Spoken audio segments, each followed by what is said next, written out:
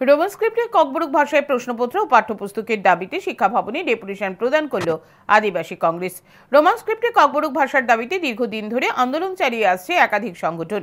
এবার একই দাবিতে মাঠে নামল আদিবাসী কংগ্রেস।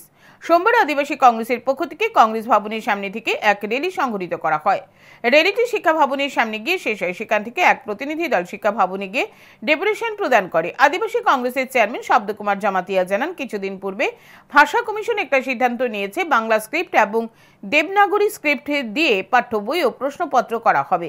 বিধায়ক সুদীপ রায় বর্মন আরটিআই করে এটা জানতে পেরেছেন। তাই রোমান স্ক্রিপ্টে ককবরক ভাষায় প্রশ্নপত্র ও পাঠ্যপুস্তকের দাবিতে এদিন শিক্ষা ভবনে ডেপুটেশন প্রদান করা হয়েছে। আমাদের দাবি স্পষ্ট যে আমরা রোমান স্ক্রিপ্ট চাই। রোমান স্ক্রিপ্ট করার জন্য, পাঠ্য বই করার জন্য, প্রশ্নপত্র করার জন্যই আজকে আদিবাসী কংগ্রেসের উদ্যোগে শিক্ষা ভবনে গিয়ে আমরা একটা ডেপুটেশনে মিলিত হতে চাই। আমাদের দাবি একটাই থাকবো, ককবরক ভাষাটাকে রোমান স্ক্রিপ্টে যেন চালু করতে হয়, এটাই আমাদের থাকবে।